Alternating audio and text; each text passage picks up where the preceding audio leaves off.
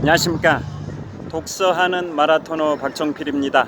자, 이곳 잠실 석촌호수 동호 북쪽변에서 동호를 배경으로 촬영하고 있습니다. 현재 시각은 2025년 4월 17일 목요일 저녁 8시 정도 됐습니다. 자, 제가 오늘은 미국의 역대 대통령들 중에서 제33대 대통령 해리 트루만 대통령에 관하여 말씀드리겠습니다. 자, 제가 지금부터 한 달 전 2025년 3월 14일에 인문학 서적 8번째 작품으로 미국 헌정사 236년을 빛낸 45명의 역대 미국 대통령을 출간을 했는데요.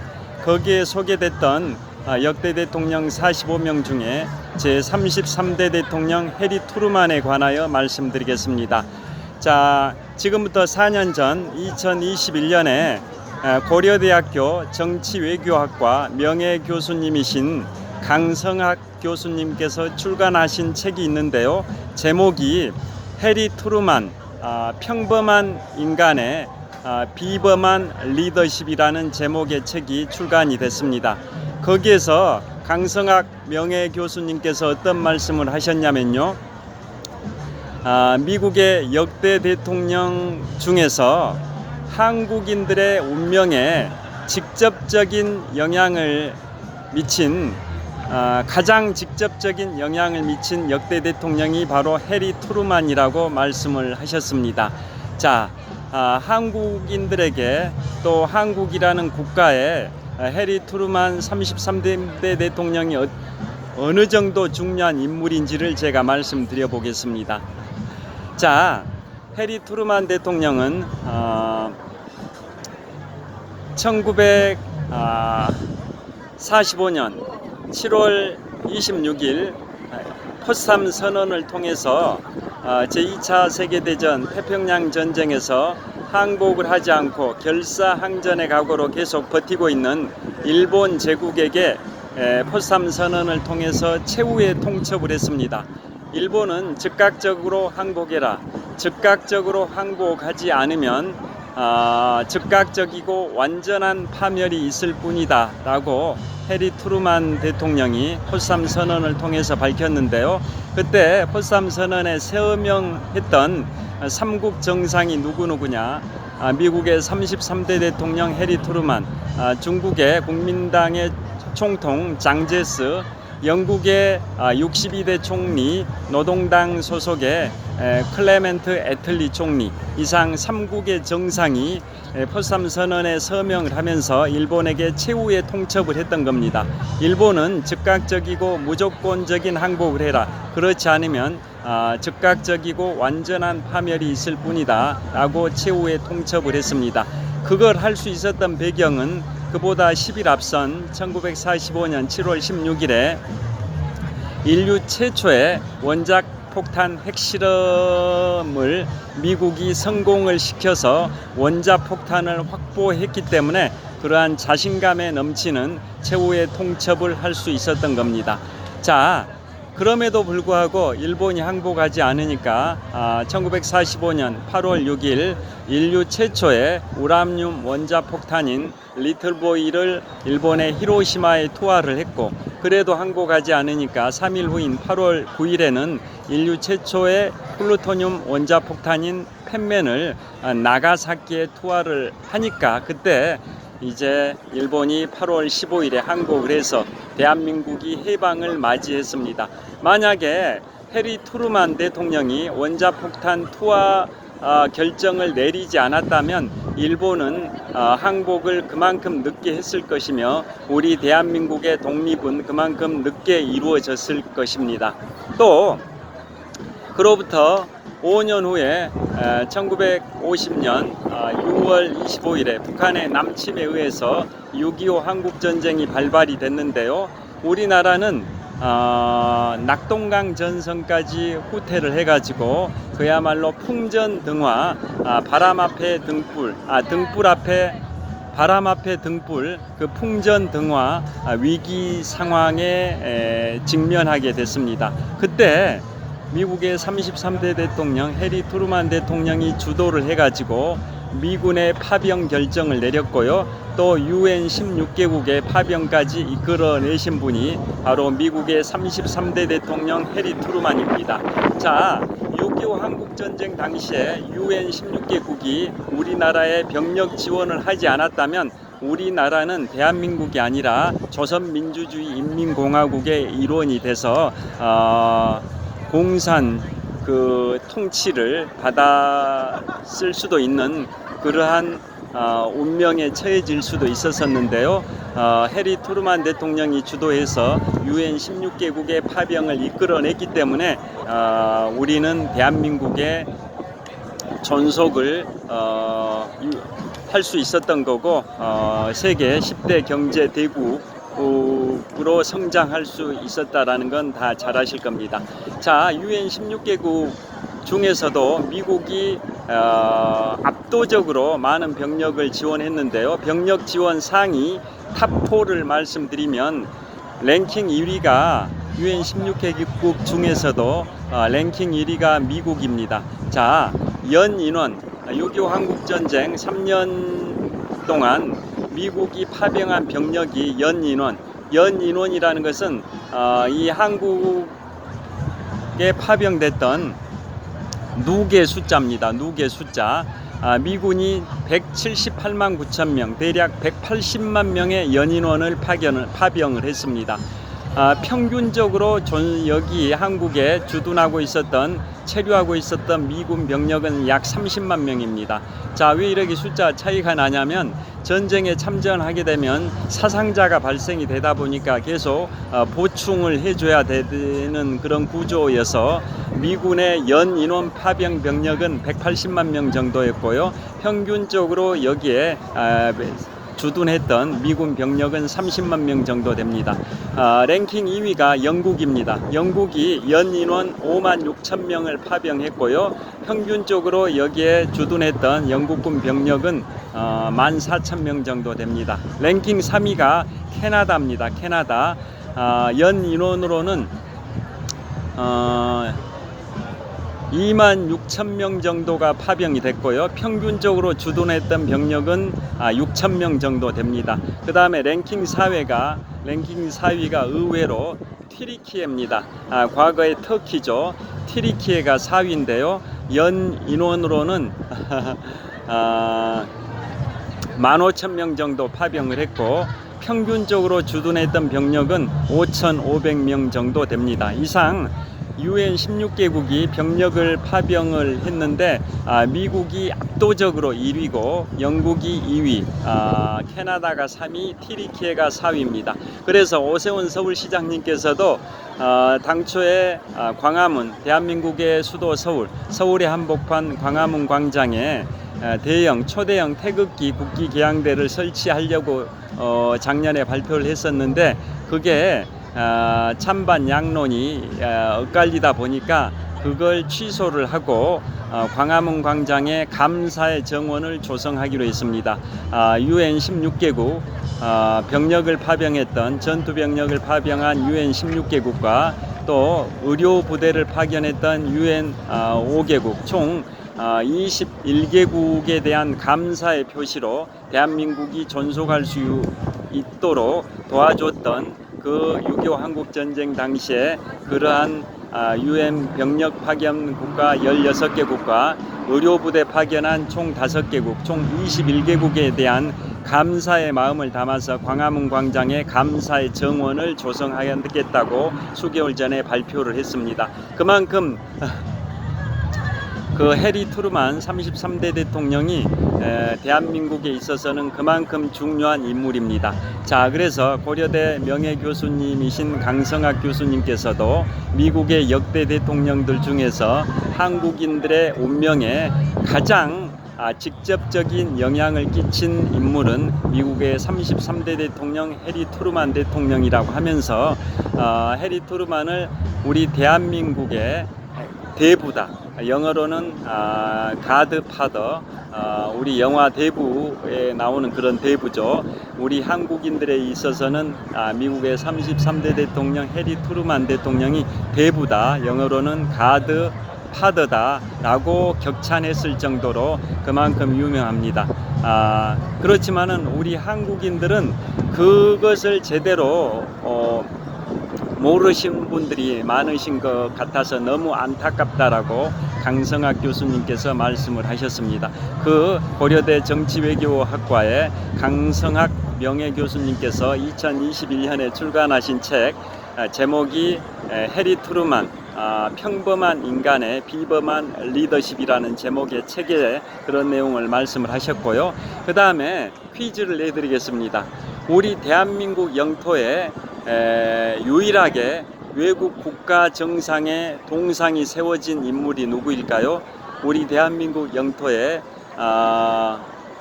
외국 국가의 정상의 동상이 세워진 게 하나가 있는데요. 그 전무후무합니다. 전무후무하게 유일하게 외국 국가 정상으로서 우리 대한민국 영토에 동상이 세워진 인물이 누굴까요? 바로 그분이 바로 미국의 33대 대통령 해리 트루만입니다. 자, 경기도 파주 임진각 국민관광단지에 해리 트루만 대통령의 동상이 세워졌습니다.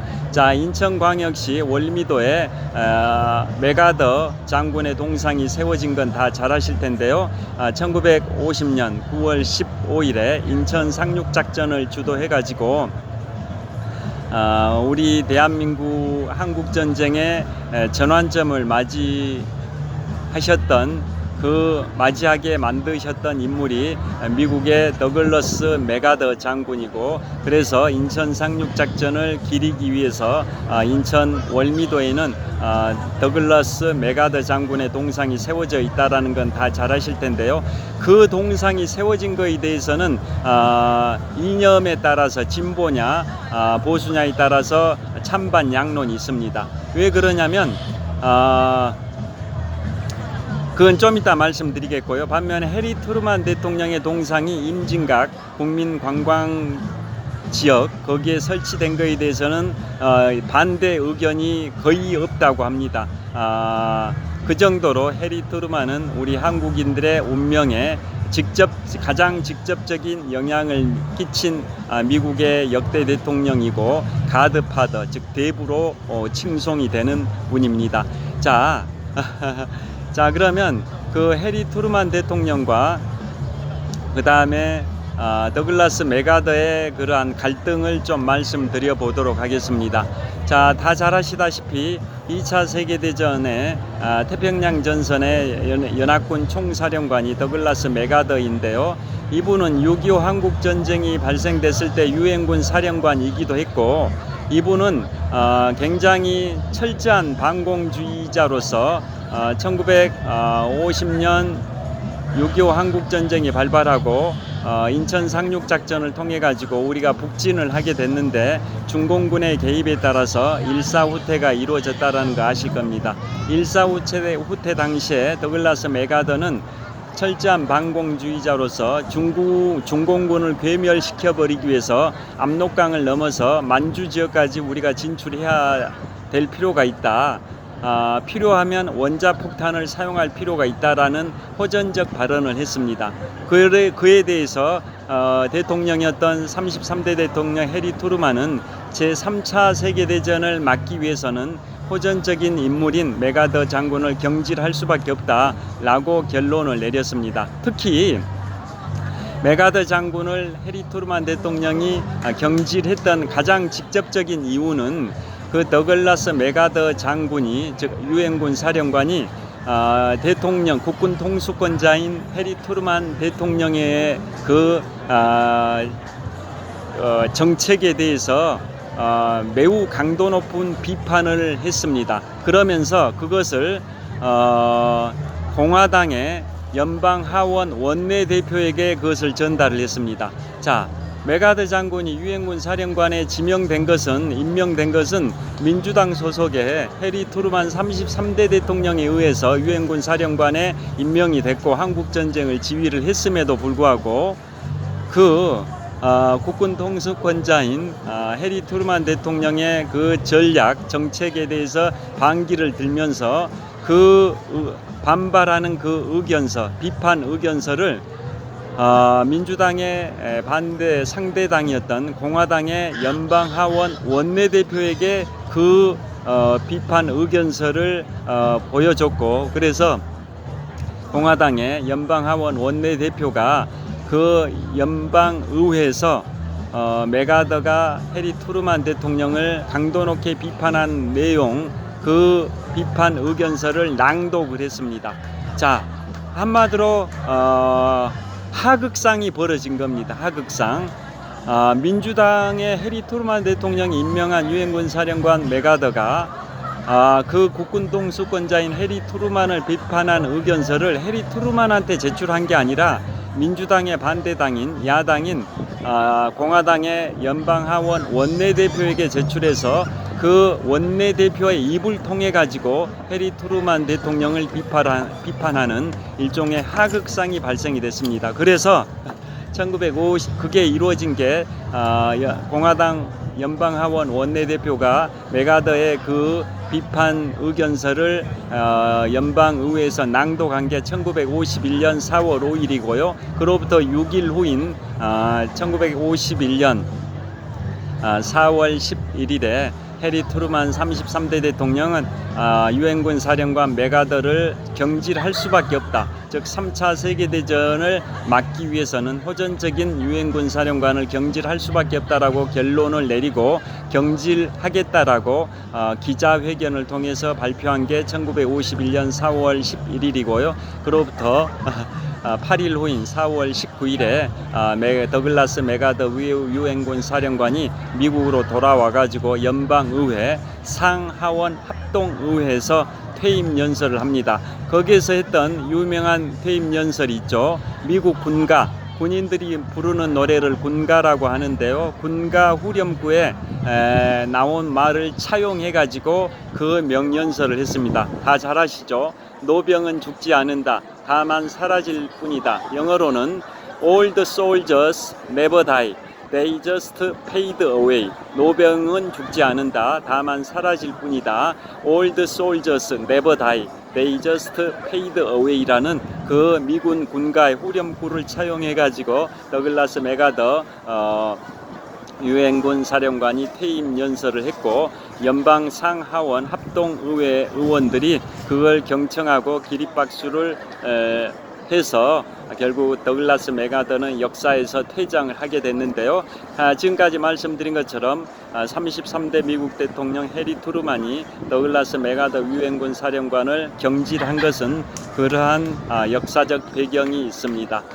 자, 여하튼 맥아더 장군의 동상 인천 올미도에 세워진 것에 대해서는 찬반 양론이 아직도 있는 것 같습니다. 3차 세계대전을 각오하고라도 원자폭탄을 중국 만주 지역에 투하하자라는 호전적인 발언을 했다라는 점에서 만약에 그 맥아더 장군의 뜻대로 이루어졌다면 진짜 3차 세계대전이 발생할 수도 있었는데요. 그에 반해서 국군 통수권자인 33대 미국 대통령 해리 트루만은 그 3차 세계대전을 막기 위해서 바로 유엔군 사령관을 경질했다라는 그런 역사가 있습니다. 자, 그 다음에 그만큼 강성학 고려대 정치외교학과 명예교수님의 말씀처럼 미국의 역대 대통령들 중에서 한국인의 운명에 가장 직접적인 영향을 끼친 미국의 역대 대통령이 33대 대통령 해리 트루만입니다.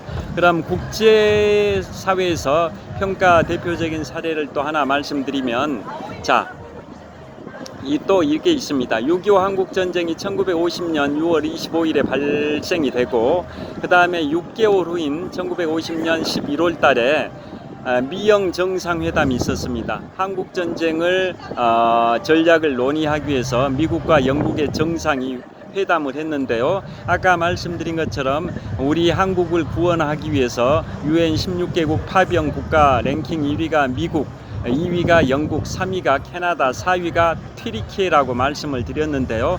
그 병력을 가장 많이 파병한 미국과 두 번째로 많이 파병한 영국의 정상이 미영 정상회담을 한 겁니다. 미국의 33대 대통령 해리 트루만과 영국의 62대 총리 노동당 소속의 클레멘트 애틀리 총리가 정상회담을 할 때 영국 애틀리 총리가 무슨 말을 했냐면 한국 전쟁을 포기하시죠 라고 얘기를 했습니다. 그거에 대해서 해리 트루만이 어떤 대답을 했냐면 이렇게 말을 했습니다.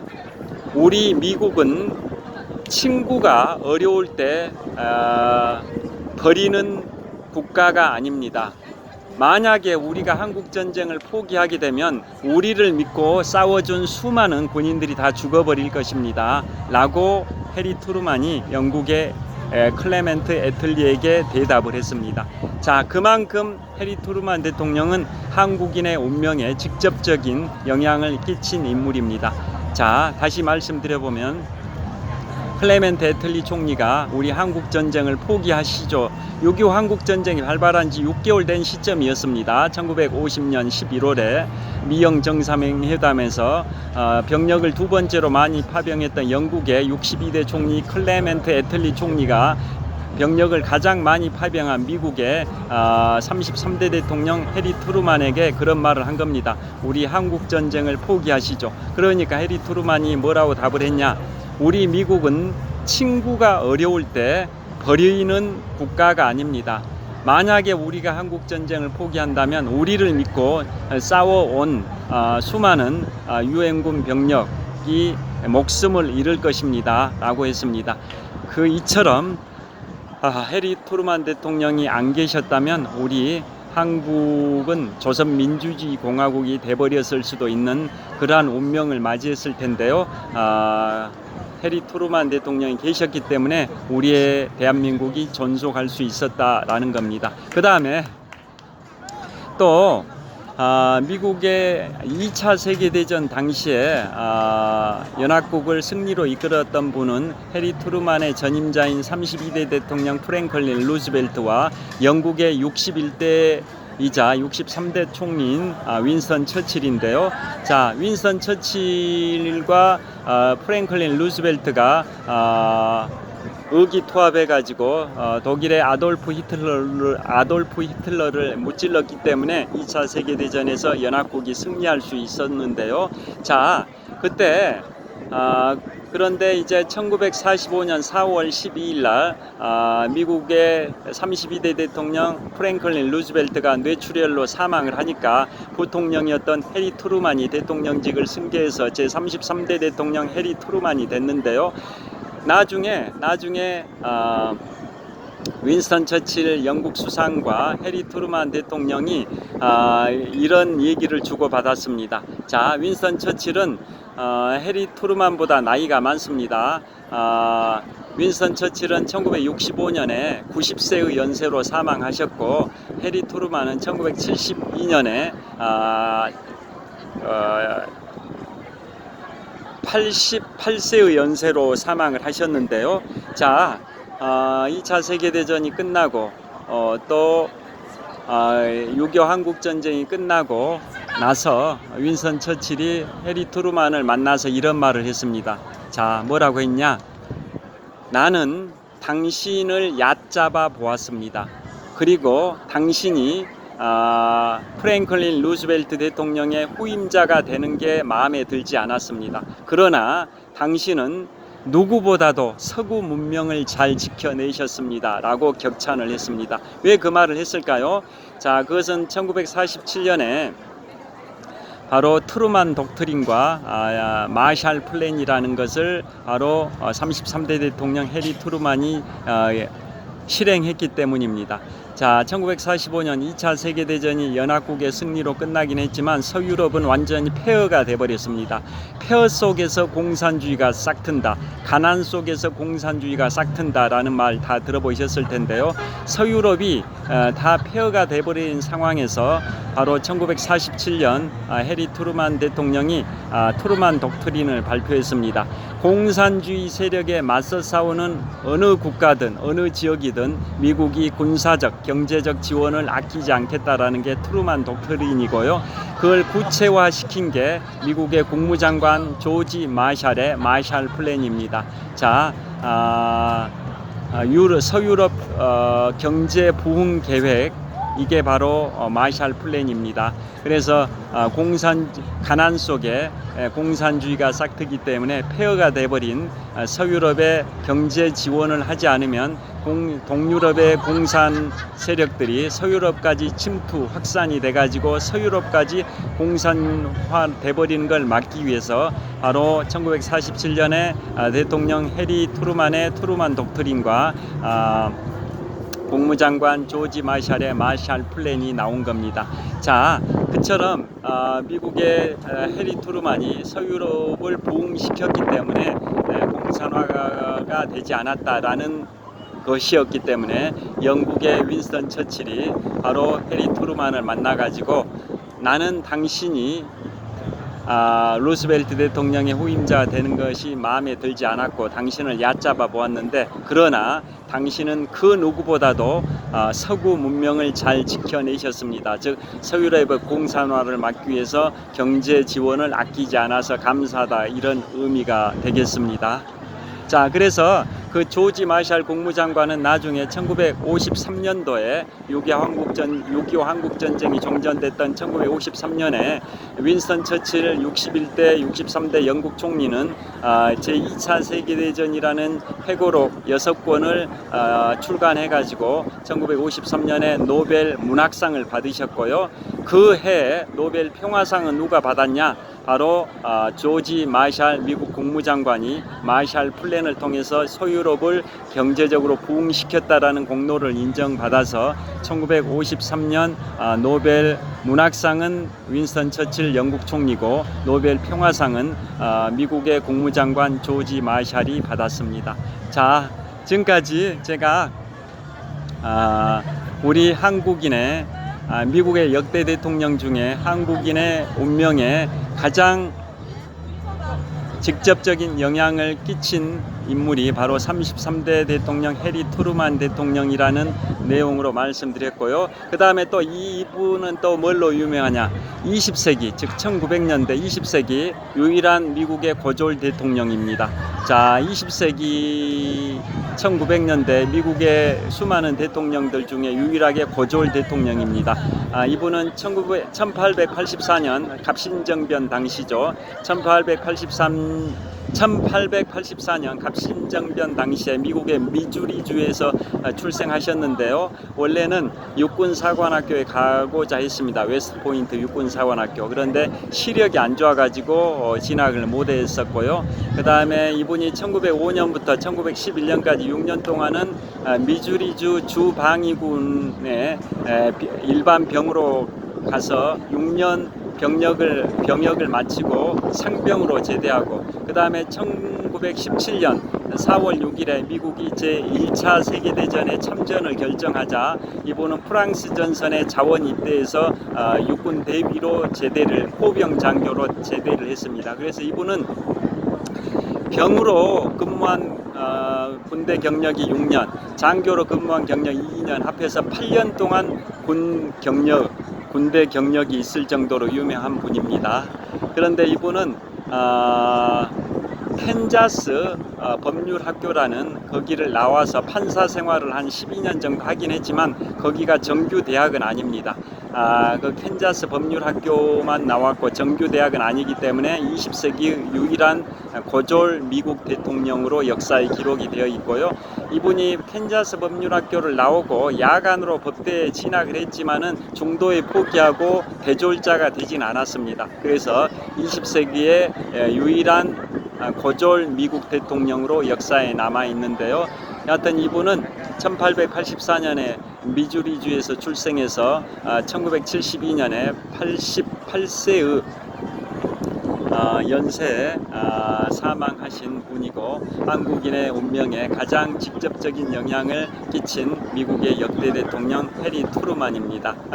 자, 지금까지 제가 시간이 한 29분 30초 정도 촬영했는데요. 바람이 굉장히 쌀쌀하게 붑니다. 현재 시간을 보겠습니다. 자, 현재 시각은 2025 2025년 4월 17일 목요일 저녁 8시 27분 정도 됐습니다. 지금까지 말씀드린 내용은 제가 한 달 전인 2025년 3월 14일에 인문학서적 8번째로 출간한 미국 헌정사 236년을 빛낸 45명의 역대 미국 대통령 편에 소개해드린 내용이기도 합니다. 미국의 역대 대통령 45명을 518페이지에 걸쳐서 기술을 했습니다. 자, 장시간 시청해 주셔서 감사합니다. 자, 우리 잠실 석촌호수의 풍경을 한번 보여드리도록 하겠습니다. 자, 주변의 풍경 롯데월드 타워부터 보여드리겠습니다. 잠실 석촌호수 동호 북쪽변에 위치하고 있는 롯데월드 타워인데요. 123층 555m 높이 기준 세계 5위 규모 OECD 국가 38개 회원국 중에서는 가장 높은 빌딩 롯데월드 타워가 잠실 석촌호수 동호 북쪽변에 우뚝 솟아 있습니다. 자, 그 다음에 여기 벚꽃의 향연이 이제 계속 펼쳐지고 있습니다. 이곳 잠실 석촌호수 동호 북쪽 조깅로에 수많은 분들이 산책하거나 달리기를 하고 있고요. 동호 북쪽변에 있는 노천 카페에 수많은 분들이 한가로이 담소를 나누고 있습니다. 그 다음에 여기 나무 데크 시설에도 335 모여서 저녁 시간을 보내고 있습니다. 자, 이쪽으로도 보여드리겠습니다. 그 다음에 동호의 풍경을 보여드리겠습니다. 자, 잠실 석촌호수 동호의 풍경을 촬영을 하고 있습니다. 제가 이 방향을 배경으로 계속 촬영을 했습니다. 그 다음에 저기 불빛이 현란한 곳이 동호와 서울을 연결해주는 굴다리입니다. 그 다음에 저 굴다리 넘어 서쪽 방향에 서호가 위치하고 있고요. 굴다리 위로 송파대로가 뻗어 있습니다. 자, 제가 이곳에서 2002년 3월 1일부터 오늘 2025년 4월 17일까지 무려 23년 1개월 17일 동안 마라톤 훈련을 하면서 103번 42.19km를 103회 완주했습니다. 연평균 풀코스 완주 횟수는 4.6회 정도 되고요. 가장 최근에 완주한 게 지금부터 17일 전인 2025년 3월 31일에 생애 103번째 풀코스를 이곳 잠실 석촌호수 16바퀴 반을 돌면서 완주를 했습니다. 누적 훈련 거리는 지구 한 바퀴 4120km에 약 70% 정도에 해당되는 거리인 27,800km 정도 달렸으니까 23년 1개월 17일 동안 일평균 훈련 거리는 3.3km 정도 됩니다. 개인 최고 기록은 마라톤 3년차 했던 2004년 3월 14일 제75회 동아마라톤 대회에서 3시간 19분 48초입니다. 자, 그리고 23년 1개월 17일 동안 42.19km를 103회 완주하면서 그 중에 공식 대회에서 완주한 게 56회고요. 나홀로 달리기로 연습 삼아서 달린 게 47회입니다. 자, 나홀로 달리기 47회 중에 절반 정도는 이곳 잠실 석촌호수에서 달렸고요. 나머지 절반 정도는 한강공원에서 달렸습니다. 자, 석촌호수 달리기 하는 분들의 풍경입니다. 산책을 하거나 달리기 하는 분들이 꽤 많습니다. 이곳은 잠실 석촌호수 동호 북쪽 조깅로이고요. 그 바로 북쪽변에 롯데월드 타워가 있습니다.